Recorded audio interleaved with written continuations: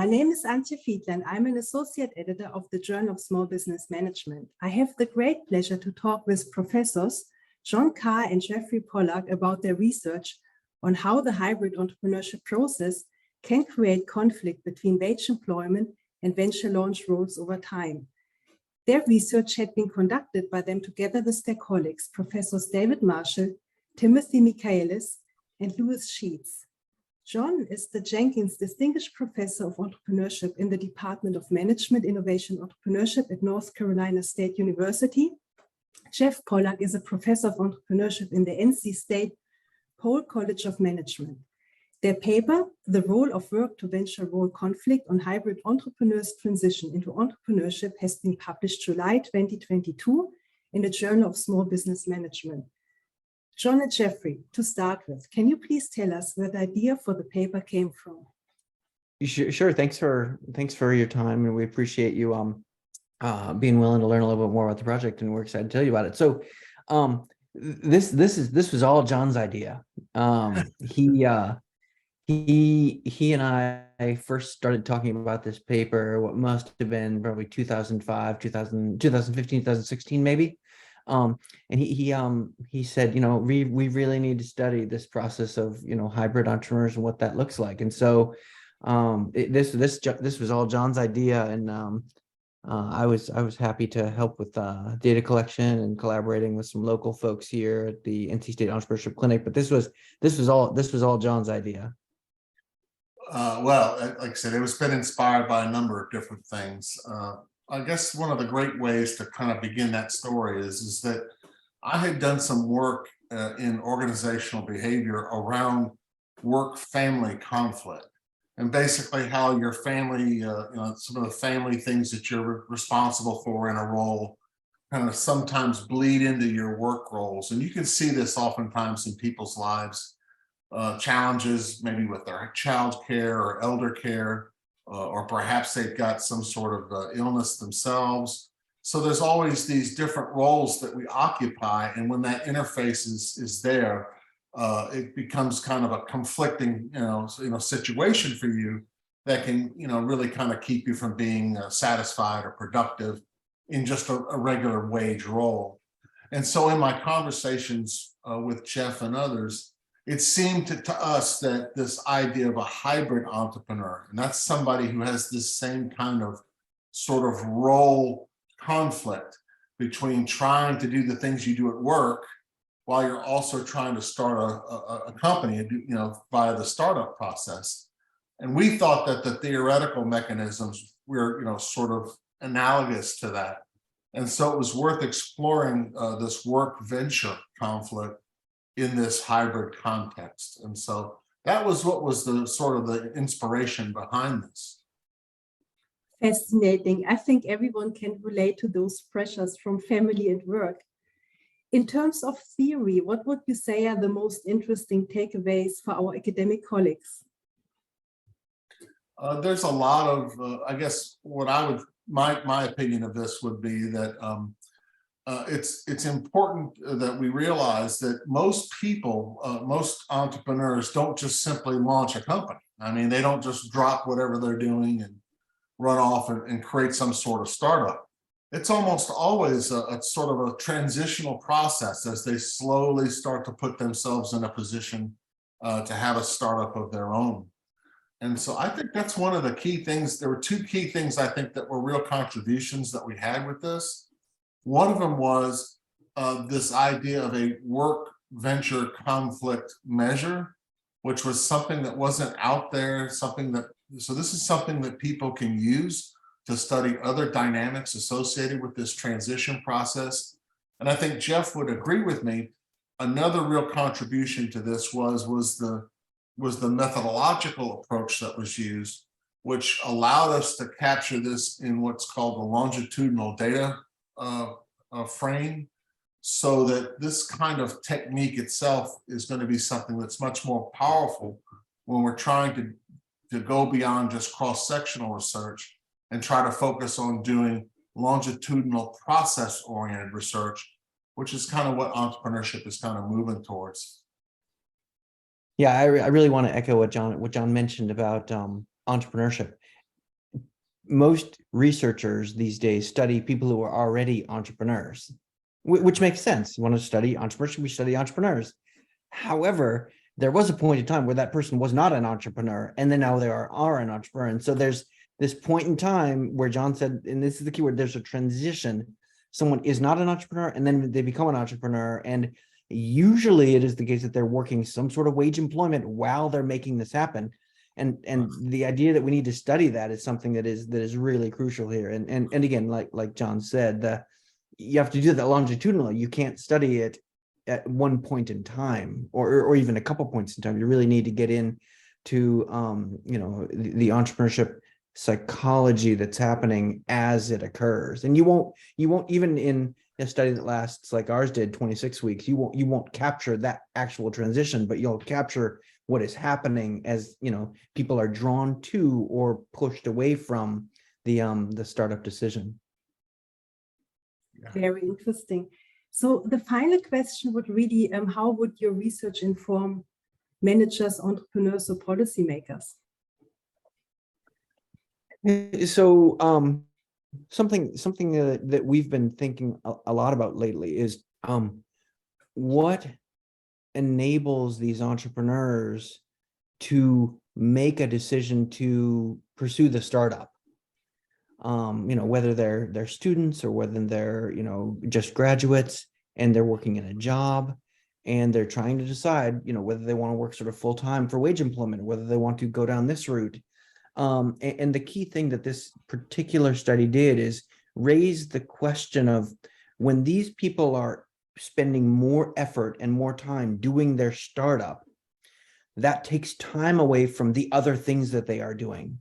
And in this particular study, we obviously looked at wage employment. And so if you're spending more startup effort time doing your startup, that means you're spending less time doing your wage employment, and that creates that conflict.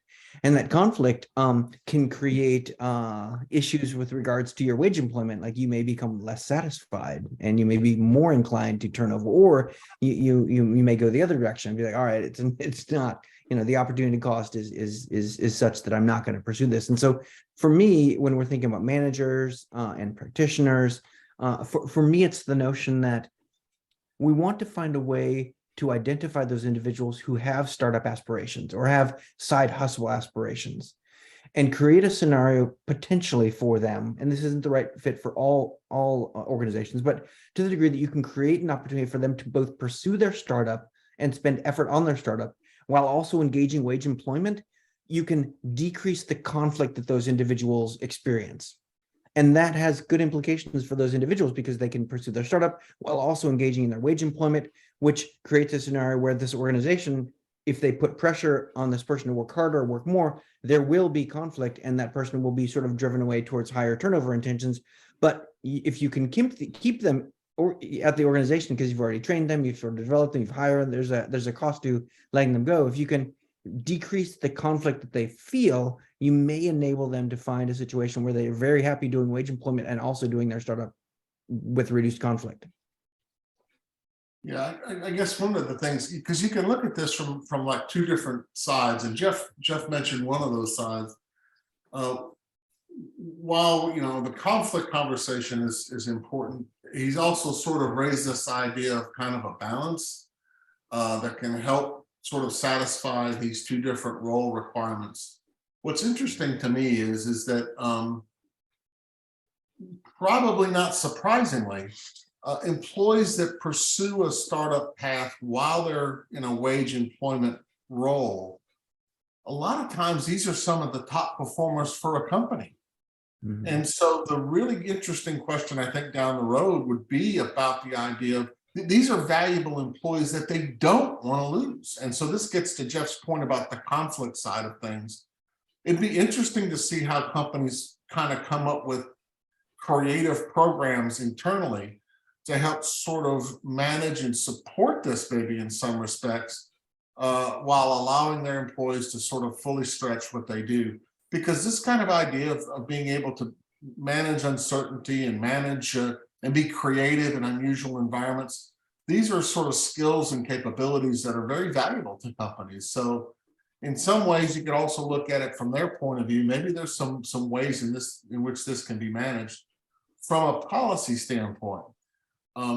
I think that Jeff, in our paper, Jeff alluded to our entrepreneurship clinic, which is, I think, a world-leading program that engages our entrepreneurial ecosystem here. And it would be curious to me to see how you could put together a sort of public-private partnership to support these kinds of employees who are going through this transition sort of period. And be some mechanism which at least in our case, our clinic approach would be something that could be supportive of that. And this is something that I think happens a lot and we're not aware of it. And so pointing to it and saying this is a program that may have the ability to support this would be, you know, something that policymakers and other stakeholders might be interested in. Very interesting. Are there any other comments or thoughts you would like to share? Well, I learned this, I'll just say real fast. I learned this recently at our Academy of Management meeting that I think it's important to emphasize every time I do some kind of conversation like this. It is very important that we don't forget who these people are. And so doing sort of micro, individual level research on the entrepreneur and these kinds of experiences that they're having, we don't ever want those conversations to get lost.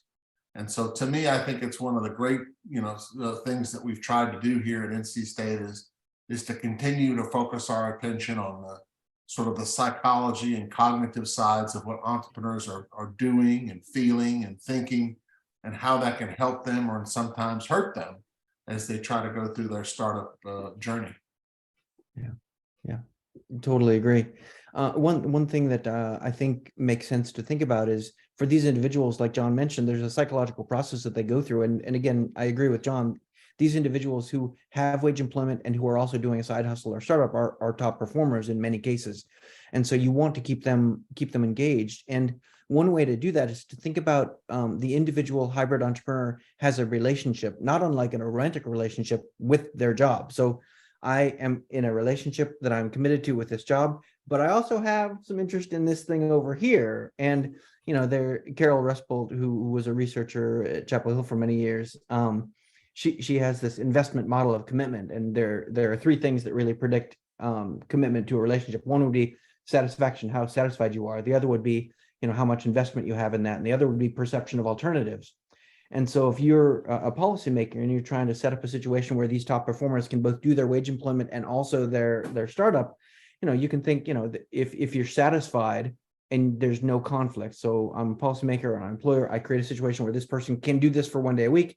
And that 1 day a week, they go to some place like the NC State Entrepreneurship Clinic to work on their project. They're invested in both. And their perception of alternatives isn't an either or. It's not I can do this or this. It's like I can do this and this. And if we think about it as a relationship, an individual has a relationship with their job. We know what predicts relationship commitment. And so to the degree that we can enable them to be committed to both, we sort of get the best of both worlds if we can play the game right and identify those individuals and work with them to enable them to pursue their sort of aspirations. Yeah, that's a good point. Yeah, fantastic. I think it's such a rich paper that has implications, not just for academia, but also for policymakers and practitioners. So thank you so much, Jon and Jeffrey, again, for taking the time to talk to me today and talk about this really timely paper. The full version of the paper is available at the Taylor and Francis website of the Journal of Small Business Management. I'm sure that others now want to learn more about it and get that full version to read. I certainly will do. And I very much enjoyed learning about your research and also how the idea came about. Thank you so much again. Thank you very much. Appreciate it.